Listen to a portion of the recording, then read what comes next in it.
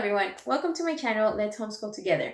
I am the mom to 3 amazing kids ages 6, 4, and a baby. In today's video, I'll be talking about the different homeschool styles that you can try if you're thinking about homeschooling your kids. This will be my first year homeschooling my kids, and even though I'm super excited to begin our homeschool year, there are still many things that I have to learn myself. Not only about setting up my own homeschool, but also the different ways in which you can approach teaching. This can be a little bit scary if you're not a teacher because now you have given yourself the task of teaching your kids and making sure they learn the material they are supposed to be learning. So here I am as a mom new to homeschool, and I keep coming across terms like that's very Charlotte Mason or unschooling. What does that even mean? So in today's video, I'm breaking down these terms for you and maybe also help you in your discovery as to what type of homeschooler you are. And these are in no particular order, just kind of a random order on my list. The first one is the school at home style. The school at home approach starts by purchasing a boxed curriculum that would include textbooks, study schedules, grades, and record keeping.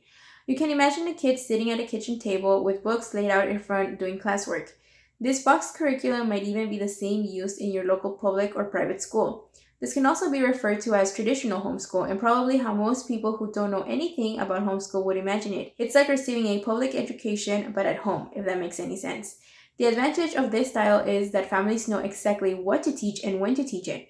This can be a comfort when you are just starting out. The disadvantage is that the lessons may not be as fun for your kids, especially if they are sitting and studying out of a textbook all day. Remember that you are not a public school, so you don't have to try and mimic a public school schedule at home, and there are certainly other ways in which you can instill a love for learning to your kids. Choosing to homeschool brings the opportunity to get creative. Next, we have online or distance learning. This is the method that most of us are very familiar with by now.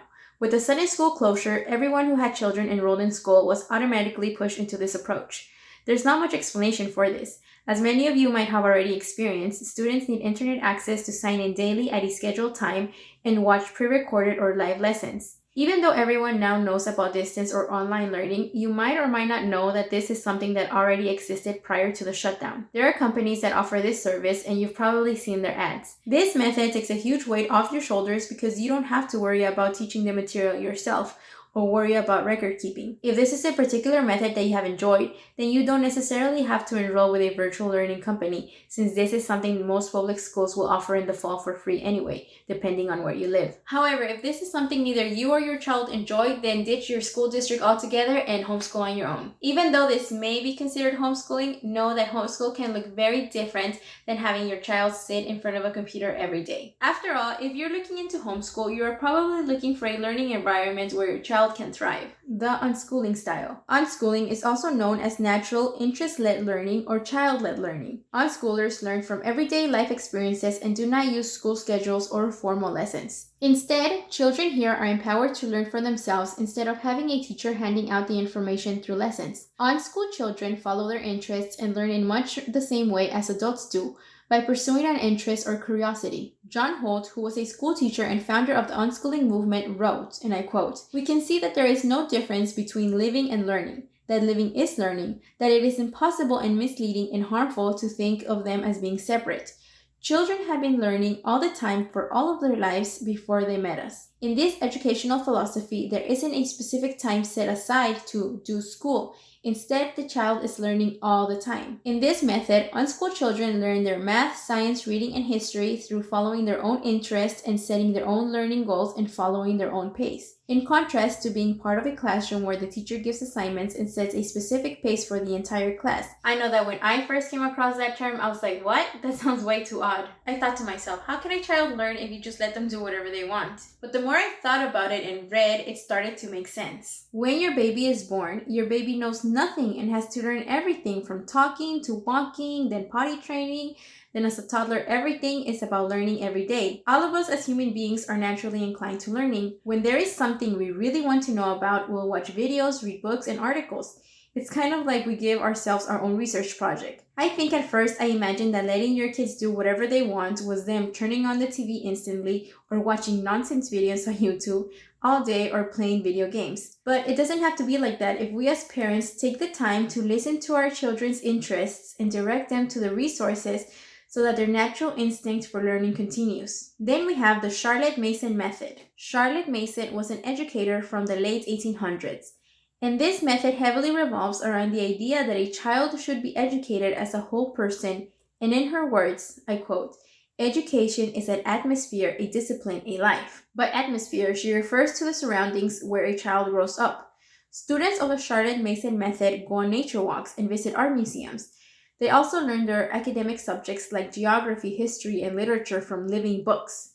These are books that make the subjects come alive. Instead of dry textbooks that simply present facts, living books are written by narrative or story form, where you can feel the author's motivations in writing the book. Students also show what they know not by taking tests, but via narration and discussion.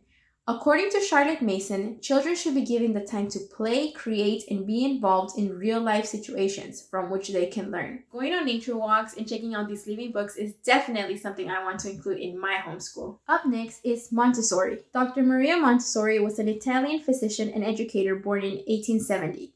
She developed a philosophy that emphasizes on errorless learning. This means that children learn at their own pace and in that way develop their full potential. The Montessori homeschool emphasizes beauty and avoids things that are confusing or cluttered. Wooden tools are preferred over plastic tools, and learning materials are kept well organized and ready to use. Although Montessori materials are available for high school students, most homeschoolers use the Montessori method for younger children. In the Montessori method, there are specific items and activities designed to optimize the child's learning experience. Through Montessori learning, children at a small age learn to be self-sufficient. A Montessori setup is carefully created to meet the child's needs and to take advantage of a child's desire to explore and become independent. This one has really caught my interest. I recently had a baby and I feel like this particular method really applies to babies and younger aged kids. With all my 3 kids, I always provided the space for them to roam around and explore as babies. I just didn't know that it had a specific name. Next is classical homeschooling. The classical method began in the Middle Ages. The goal of the classical approach is to teach people how to learn for themselves. This form of education is based on the way a child's brain learns at different stages in their development. Classical homeschooling is an approach that is based off a 3-part process known as the trivium,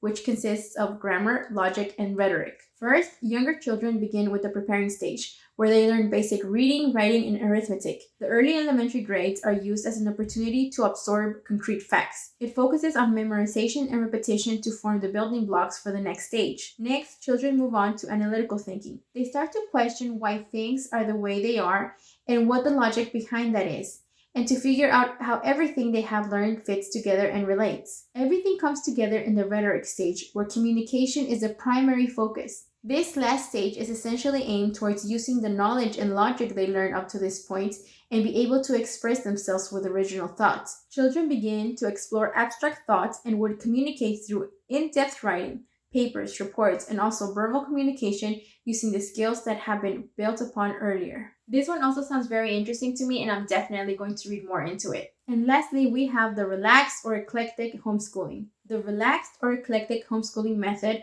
basically refers to homeschoolers that use a little bit of this and a little bit of that. They use workbooks for subjects like math, reading, and spelling, and take an unschooling approach for the other subjects. They might even add in a little Charlotte Mason and go on nature walks. The advantage of this method is that the parent feels that the subjects they believe are most important are covered thoroughly, but still allows the flexibility to modify your days however you'd like. I think that this last one is probably where our family fits in for now. I'm new to homeschooling, so I'm learning about all these different approaches. There's certain things that I like about each one, but I don't feel like we should be boxed into only one method. These are also not the only methods out there. These are just some that I wanted to talk about today. So what style do you think your homeschool falls into? Thank you for watching my video, and remember to comment, like, and subscribe. I will be uploading weekly videos to document our first year of homeschool. Again, thanks for watching, and let's homeschool together.